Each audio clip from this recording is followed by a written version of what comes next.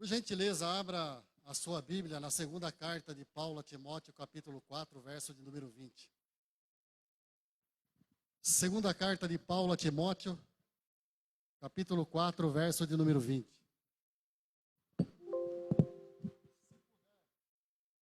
Se puder desligar esses daqui para mim, eu agradeço.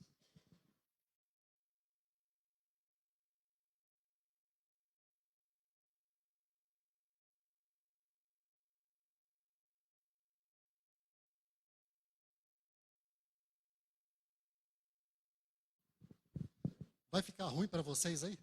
Vai ficar ruim, né? Pode ligar de novo, vai.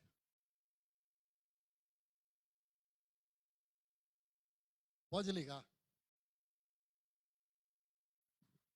Segunda carta de Paulo a Timóteo, capítulo 4, verso de número 20. Diz assim a palavra de Deus.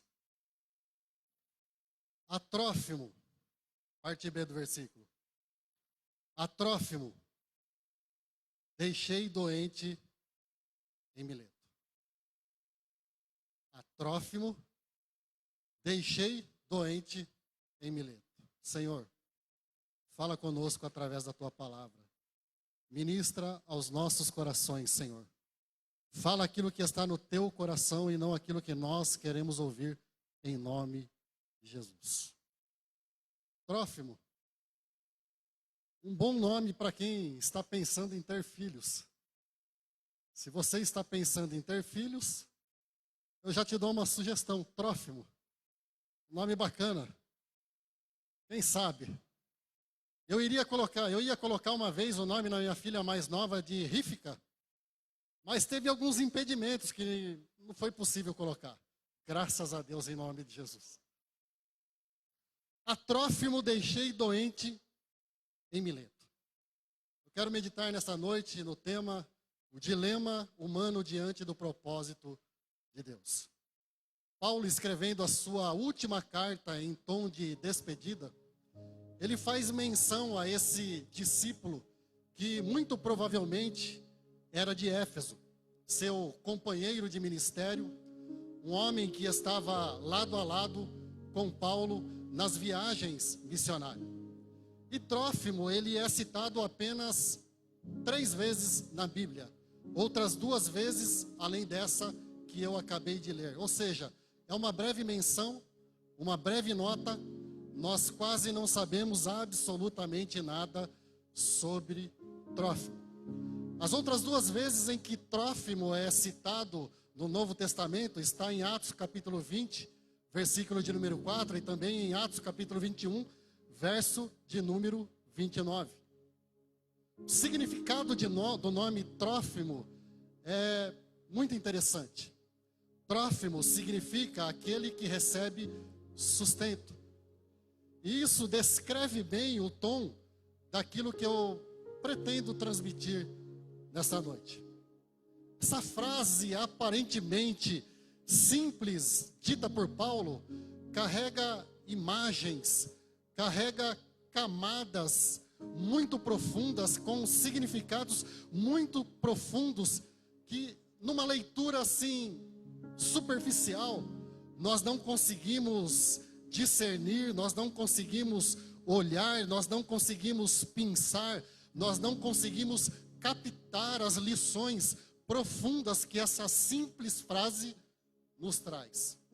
Essa simples nota, essa breve nota do apóstolo Paulo sobre o seu amigo de ministério, Trófimo, revela as limitações da vida humana. Ela revela também que Deus é soberano e Ele tem caminhos que muitas vezes nós não compreendemos, não entendemos, e é preciso sempre reforçar isso aqui. Essa é uma lição que sempre nós teremos que reforçar aqui. Deus é soberano. Os caminhos de Deus são insondáveis. Os caminhos pelos quais o Senhor conduz a vida do seu povo, muitas vezes não são compreendidos. Ou seja, simplificando o assunto, Deus é Deus e Ele não deve satisfação a ninguém. Mas também essa simples nota nos mostra que grandes homens de fé enfrentaram frustrações, enfrentaram perdas, enfrentaram seus dilemas, enfrentaram dificuldades. E isso vai frontalmente contra a teologia do sucesso, a teologia da felicidade. Mas a pergunta que surge é: quais as lições? O que nós podemos aprender dessa breve nota, dessa simples menção de Paulo ao seu discípulo, ao seu companheiro de ministério, Trófimo? Em primeiro lugar, eu queria afirmar que o sofrimento, ele não é instrumento de oposição à fé, mas de amadurecimento e de reconhecimento. Eu repito para você. O sofrimento, ele não é instrumento de oposição à fé, mas de amadurecimento e de reconhecimento. Reconhecimento do quê? Reconhecimento da nossa limitação, reconhecimento da fragilidade humana, reconhecimento da brevidade da vida, reconhecimento da nossa estrutura, e nós somos pó, a palavra de Deus diz. Reconhecimento de que nós somos dependentes da graça de Deus e que se não for a graça de Deus, nós não suportamos uma simples dor de cabeça. O texto, ele nos mostra que nem Paulo e nem Trófimo estavam isentos de problema. E como já disse, isso confronta, isso vai totalmente contra a teologia da felicidade, a teologia da prosperidade, a teologia do sucesso, que prega que o crente é só vitória. Essa teologia, ela não resiste a uma simples leitura da Bíblia. Porque nós vemos aqui nessa breve nota que Paulo, ou mais especificamente Trófimo, ele tem os seus planos abortados. Sabe por quê? Porque ele fica doente. Porque o crente fica doente. Porque o crente enfrenta provações. Porque o crente passa por dificuldades. Porque o crente tem sim seus dilemas. Porque o crente tem sim as suas interrogações. Porque o crente tem sim as suas orações não respondidas. Porque o crente tem sim muita dificuldade de compreender inúmeras vezes aquilo que acontece na sua vida. Quem sabe Trófimo estava assim, pensando consigo mesmo: mas eu tinha um grande plano para Deus. Eu tinha um grande projeto para Deus. Eu tinha sonhos para o reino de Deus. E agora eu fui impedido. E quem sabe essas interrogações tomassem conta do coração de Trófimo. Quem sabe você que está aqui nessa noite tenha também essas interrogações. Eu não entendo nada do que está acontecendo na minha vida. Eu não sei porque eu estou doente. Eu não sei porque eu estou passando por tantas provações. Eu não sei porque tantas dificuldades na minha vida. E você entrou aqui cheio de interrogações. Mas a palavra de Deus, ela nos ensina a agir pela fé e não pela vista. A palavra de Deus nos ensina que nós devemos confiar nos caminhos de Deus e não nas nossas próprias impressões e sentimentos, porque as nossas impressões e sentimentos são enganosos. Já dizia o escritor, o profeta, que o coração do homem é enganoso. Já dizia o profeta que o coração do homem, ele é perverso, corrompido. Se você for confiar nos seus sentimentos, nas suas impressões, nas suas próprias convicções e não naquilo que diz a palavra de Deus, você é um sério candidato. Eu sou um sério candidato a sair daqui nessa noite da mesma forma com que entramos, sairmos frustrados. Grande parte do Novo Testamento, e eu diria que não somente grande parte, eu diria que talvez a maior parte do Novo Testamento foi escrito para pessoas que atravessavam problemas. Grande parte do Novo Testamento foi escrito para resolver dilemas da vida humana, para resolver as impotências que o ser humano ou os crentes enfrentavam na época em que eles viviam. A maior parte do Novo Testamento tem esse tom teológico. Mas eu quero te dizer uma coisa. sofrimento pode estar atingindo a sua vida. A sua vida pode estar sendo atingida pela doença. A sua vida pode estar sendo atingida pelos problemas. Você pode estar sendo atingido por provações. Quem sabe você está sendo atingido por dificuldades no seu lar, na sua família, nos seus relacionamentos, nas suas finanças, mas o crente é chamado a dar graças em todas as coisas, porque o mesmo apóstolo que confessa a sua limitação, ele diz em 1 Tessalonicenses, capítulo 5, verso de número 18, em tudo dai graças, porque esta é a vontade de Deus em Cristo Jesus para convosco. É difícil, fala sério, irmão. É difícil dar graças em tudo. Mas o que Paulo está propondo não é um masoquismo evangélico. O que Paulo está propondo não é um masoquismo espiritual, não. Quando Paulo diz que nós devemos dar graças em tudo, significa que nós devemos dar graças apesar de tudo. E essa consciência, essa compreensão, ela muda totalmente a história. Eu explico. Um coração grato, a gratidão, ela pode não mudar os fatos, mas ela muda o nosso coração diante dos fatos. Eu repito para você. Isso é muito importante que você guarde. Ser grato não muda os fatos. Eu vou ser grato porque Deus vai entrar com providência. Eu vou ser grato porque Deus vai curar. Eu vou ser grato porque Deus vai resolver o problema financeiro. Eu vou ser grato porque Deus vai mover céus e terra em direção àquilo que eu preciso. Não, não é isso. A gratidão, ela não muda os fatos, mas muda o meu coração, a minha alma, a minha consciência, a minha fé diante dos fatos. E isso faz toda a diferença, sabe por quê? Porque quando eu tenho uma postura de gratidão, quando eu tenho um coração grato, essa postura de gratidão me mantém no centro da vontade de Deus. Talvez as coisas não mudem. Talvez as coisas continuem do mesmo jeito. Talvez as coisas se tornem um pouco pior. Mas se você tiver um coração grato, você vai passar por esta provação, louvando a Deus, agradecendo a Deus, porque Ele está trabalhando na sua vida, amadurecendo a sua fé, fazendo com que você reconheça que Ele ainda é Senhor dos senhores e Rei dos reis, e Ele caminha, Ele trafega por caminhos que você não compreende agora, mas você vai compreender lá na frente, em nome de Jesus. É difícil entender essa lição, né? É difícil entender essa lição.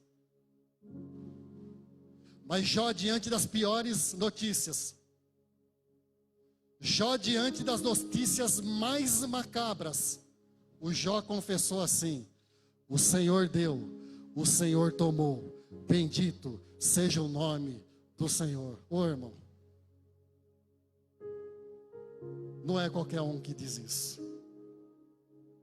Não é qualquer pessoa que diante da perda dos filhos, não é qualquer pessoa que diante da perca de todas as suas empresas, não é qualquer pessoa que diante da perda da própria saúde, não é qualquer pessoa que diante da incredulidade e do desdém da própria mulher diz: o Senhor deu, o Senhor tomou, bendito seja o nome do Senhor. Somente aquele que teve experiência com Deus, somente aquele que crê conforme a palavra de Deus, somente aquele que crê que a soberania de Deus um dia vai organizar e acomodar e explicar todas as interrogações que nós temos hoje. Somente aquele que tem fé de verdade consegue dizer isso, para a glória do nome do Senhor. Não é fácil essa lição, mas em tudo dai graças, porque esta é a vontade de Deus em Cristo Jesus para convosco. Não é dar graça pela desgraça, Não é dar graças pela falta de emprego. Ah, Deus, eu te louvo pela falta de emprego. Não, não é isso. Senhor, eu te agradeço por essa doença. Não, não é isso. É dar graças porque eu tenho a convicção que Deus está no controle. E se Deus está no controle, o Espírito Santo está trabalhando o meu interior, fortalecendo o meu interior, fortalecendo a minha alma. E Ele vai me fazer sair mais forte dessa provação, no nome de Jesus. Mas se prepara. E quanto mais você amadurece, quanto mais você reconhece a soberania de Deus, quanto mais você reconhece que o controle está nas mãos do Senhor, mais provação vai ter. Mas se prepare também, porque diz a palavra de Deus, que ao que vencer, será colocado na sua cabeça a coroa da vida, a coroa da vitória, que Ele preparou para aqueles que o amam. A segunda afirmação que eu quero fazer, é que quando nossos projetos se frustram, os planos eternos de Deus permanecem intactos. Guarda isso. Quando os nossos projetos se frustram, os planos eternos de Deus continuam intactos. Eu explico para você. Trófimo tinha planos missionários, mas a doença o deteve. Paulo muito provavelmente tinha planos missionários, planos de ministérios com Trófimo, mas deu ruim, não deu certo. Moisés tinha sonho de entrar na terra prometida, mas não lhe foi permitido. Sabe por quê? Porque Moisés se estressou com o estresse dos outros. Deixa eu abrir um parênteses aqui. Cuidado para se estressar com o estresse dos outros e não ficar privado da bênção e da graça de Deus. Repito. Moisés tinha sonho de entrar na terra prometida, mas não lhe foi permitido. Sabe por quê? Porque Moisés se estressou com o estresse dos outros. Cuidado. Não se deixe contaminar com o estresse dos outros. Porque o estresse dos outros, contaminando o nosso coração, nos priva da graça, da bênção e do projeto de Deus para nossas vidas. Davi tinha o plano de construir um templo ao Senhor, mas não lhe foi concedido. Sabe por quê? Porque não estava nos projetos de Deus. O plano de Deus era que Salomão, seu filho, construísse o templo. Deixa eu abrir outro parênteses aqui de novo. Nem sempre. Projetos bem organizados, projetos bem elaborados, planos estratégicos, coisas boas que nós dizemos que iremos fazer pelo reino de Deus, estejam nos planos de Deus. Você entendeu o que eu quis dizer? Eu repito, nem sempre, deixa eu colocar com uma outra roupagem, nem sempre aquilo que nós achamos que é bom para o reino de Deus, que irá promover o reino de Deus, está nos planos de Deus. Porque construir um templo não é bom? Ser pedreiro de Jesus não é bom? É isso que Davi queria ser. Davi queria ser construtor de Jesus, pedreiro de Deus. E ele disse assim: olha, Senhor, eu vou construir um templo para o Senhor. O Senhor disse assim: não, você não, teu filho vai. Muitas vezes, irmãos, nós temos boas intenções, mas nem sempre as boas intenções, mesmo que sejam para o reino de Deus, estão nos planos de Deus. Fecha parênteses. Agora deixa eu dizer uma coisa importante para você. Mesmo que os nossos planos sejam frustrados, mesmo que os nossos sonhos se desfaçam, mesmo que as nossas estratégias caiam por terra, mesmo que os nossos propósitos se desfaçam, contudo, A obra de Deus não para, porque o reino de Deus segue adiante sempre, porque o reino de Deus não para, a obra de Deus não para, aquilo que Deus começou, Ele vai fazer para a glória do seu nome, independente de mim e de você, independente de nós. A obra de Deus, ela não para. Provérbios capítulo 19, versículo de número 1, diz que muitos são os planos do coração do homem, mas o que prevalece é o propósito do Senhor. Eu já quebrei a cara inúmeras vezes. Esses dias um indivíduo chegou para mim,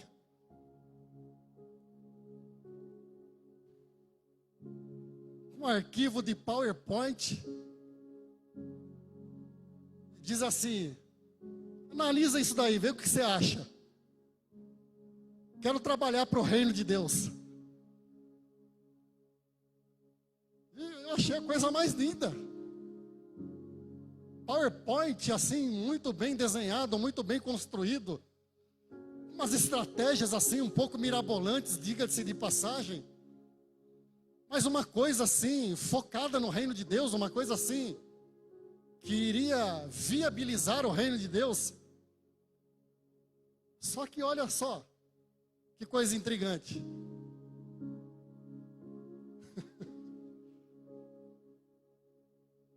O cara não é crente. E eu, é óbvio, eu não ia machucar o coração do indivíduo.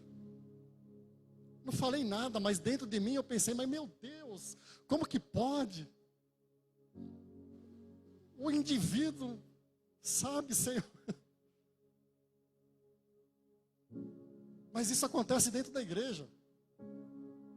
Às vezes nós temos boas intenções, bons planos, boas estratégias, nós temos boas técnicas,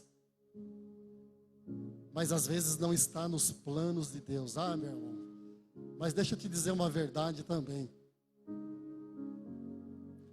Pode ser que os meus planos não estejam nos planos de Deus.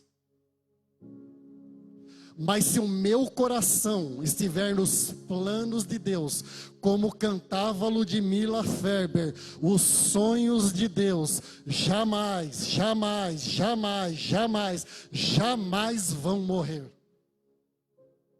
Aonde está o teu coração? Ao invés de nós colocarmos os nossos planos e pedirmos assim: Senhor, abençoa os meus planos, Senhor, abençoa os meus projetos, Senhor, abençoa as minhas estratégias, Senhor, abençoa o meu PowerPoint. Nós fizermos o caminho contrário e dissermos assim: Senhor, quais são os teus planos para a minha vida? Senhor, quais são os teus projetos para a minha vida? Senhor, quais são os teus propósitos para a minha vida? Ah, meu irmão, pode ter certeza que os sonhos de Deus, os planos de Deus, os propósitos de Deus, as estratégias do coração de Deus para a sua vida jamais vão morrer, e você vai se sentir pleno na presença de Deus, porque você está buscando aquilo que interessa a Deus e não aquilo que interessa ao teu coração.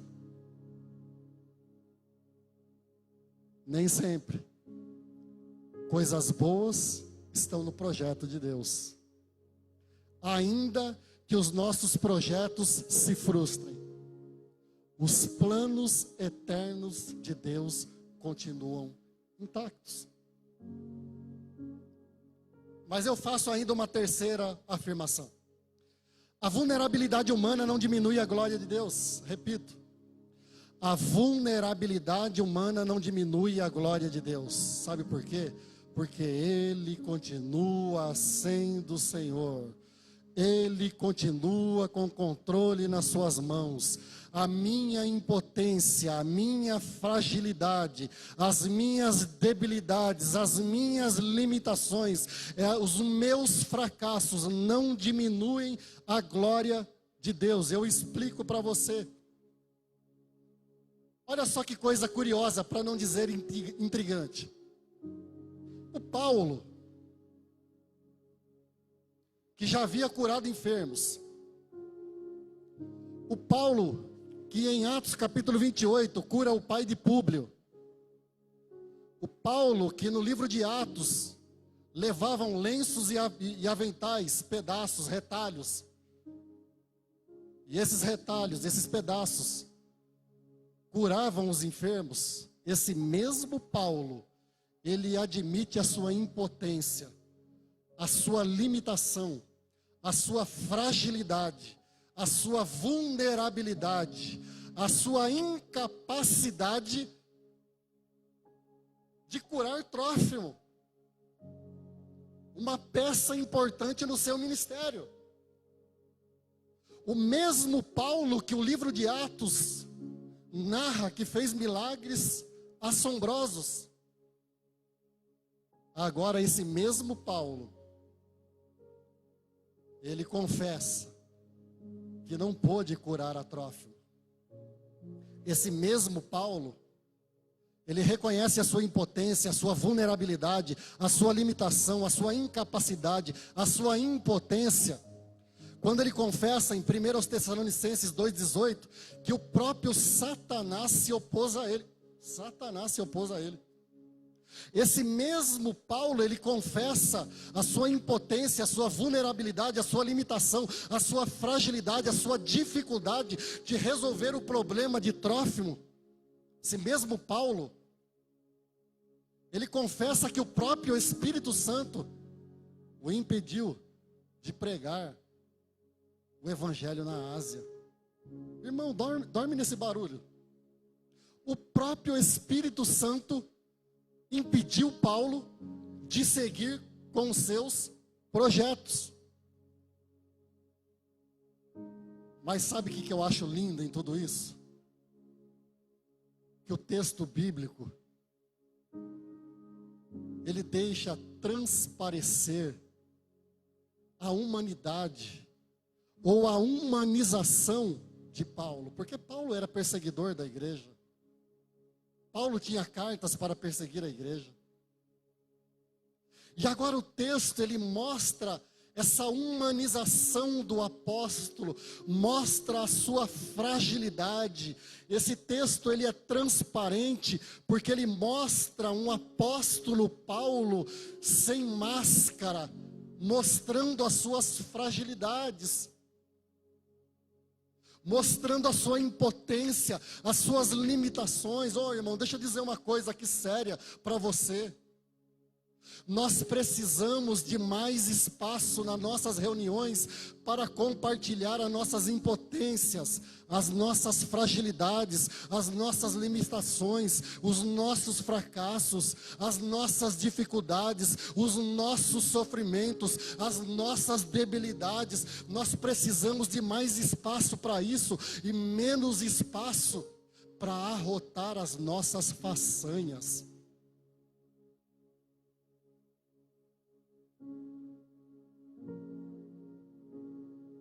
Eu acho deprimente.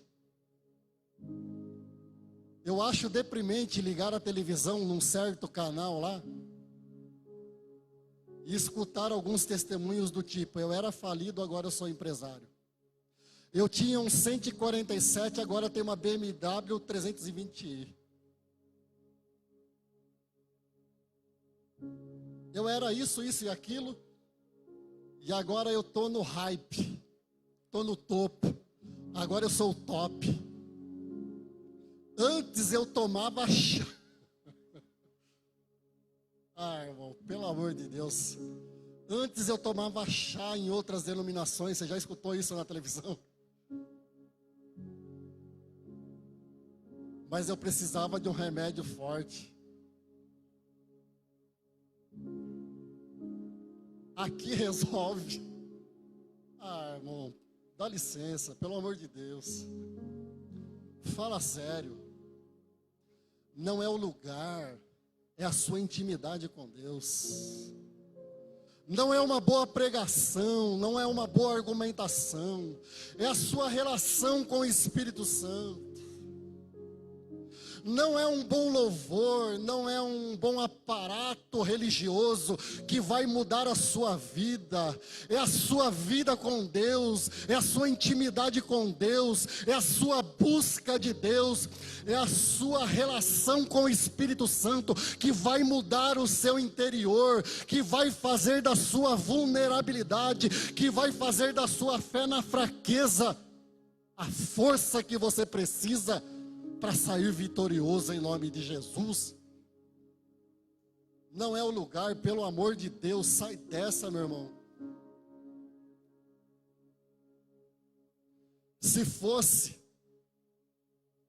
um desses novos apóstolos e profetas, aqueles que nós vemos nas redes sociais, com 2 quilos de gel na cabeça, no cabelo, com camisa social e calça social, definindo peitos e pernas.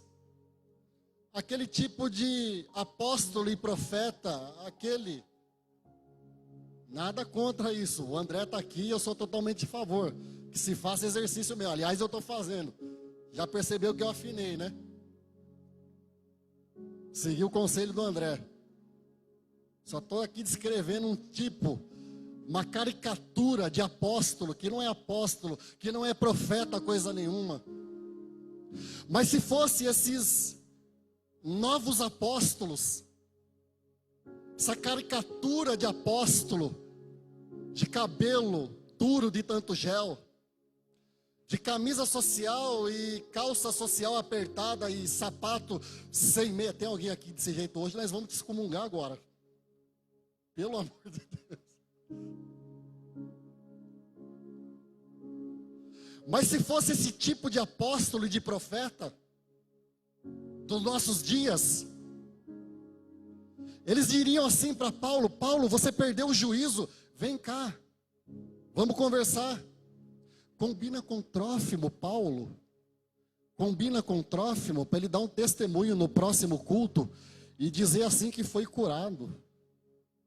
Paulo, presta atenção, você vai perder o status de apóstolo. Paulo, presta atenção, a sua máscara de super-herói gospel vai cair. Paulo, combina com o Trófimo, Paulo. O Trófimo é parça. O Trófimo é chegado. Combina com ele. Para ele dar um testemunho, daquele testemunho bonito, sabe? Parecido com aqueles demônios que combinam com eles, que o pregador combina com ele para se manifestar e depois para ir embora. Você já viu isso? Já, né? Eu tenho certeza que já viu isso. Eu já vi. Mas o Paulo, ele mostra a sua impotência. Nós precisamos descer alguns degraus às vezes, irmãos. Nós precisamos descer do pedestal muitas vezes e compartilhar sim as nossas impotências, as nossas fragilidades, as nossas limitações, as nossas dificuldades, as nossas vulnerabilidades, os nossos sofrimentos, as nossas interrogações. Eu tenho muitas interrogações, eu confesso aqui para você. Tenho muitas.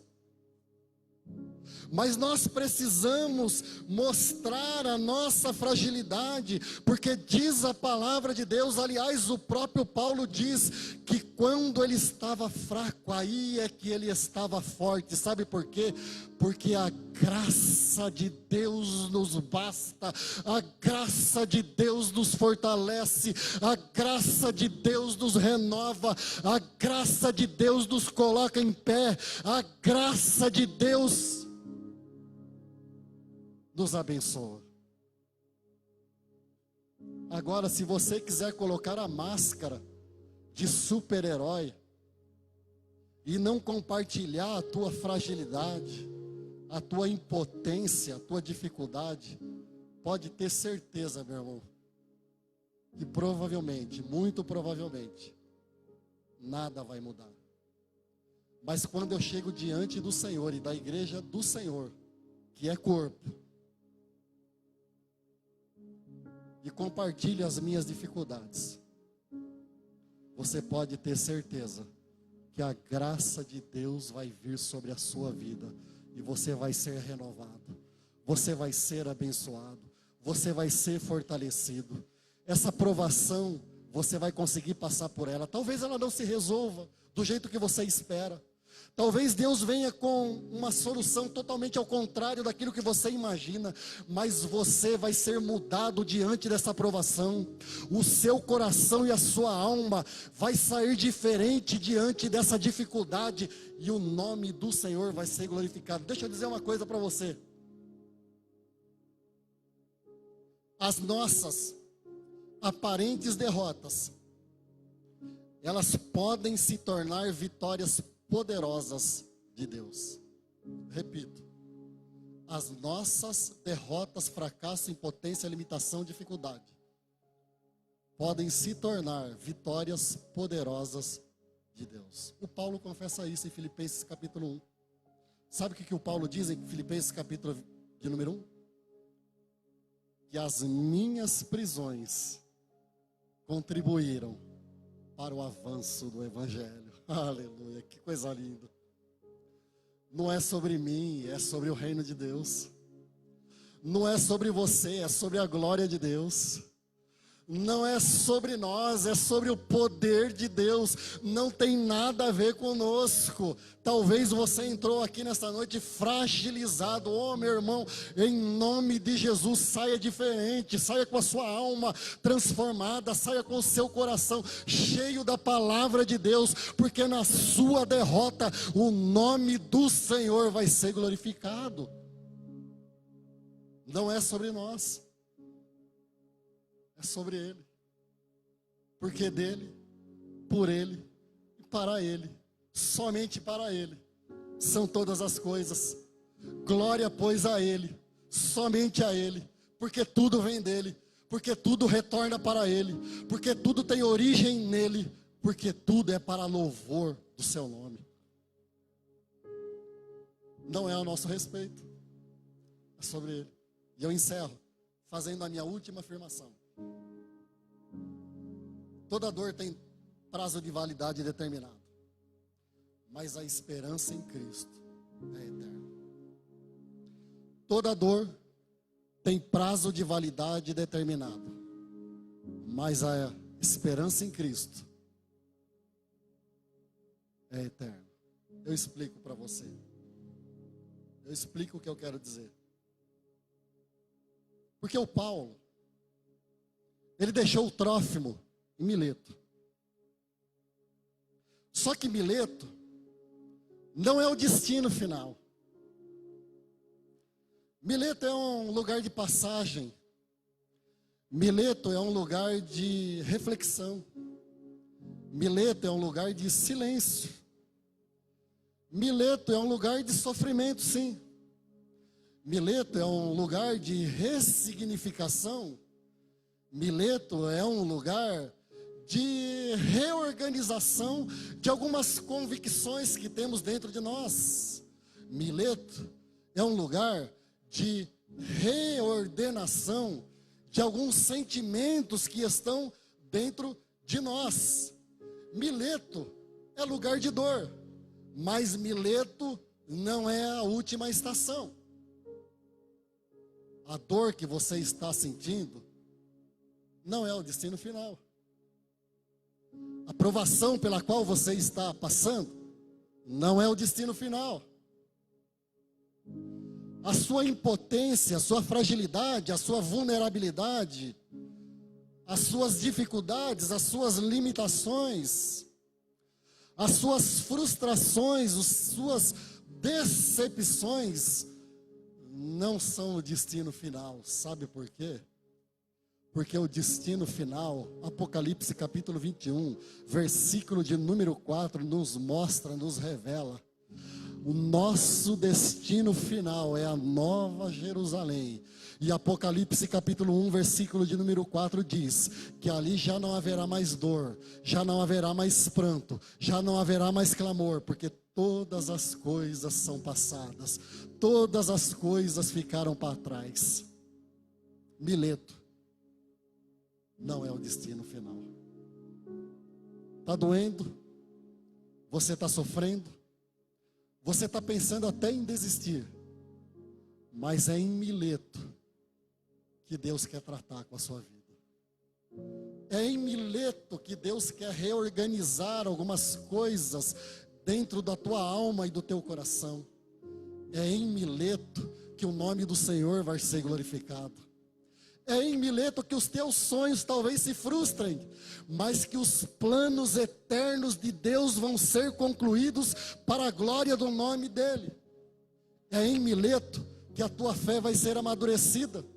É em Mileto que você vai reconhecer que depende de Deus, que depende da graça de Deus. É em Mileto que você vai reconhecer que a tua impotência tem um prazo de validade determinado. Mas é em Mileto que tu vai ver a glória de Deus em nome de Jesus. Senhor, em nome de Jesus, Pai.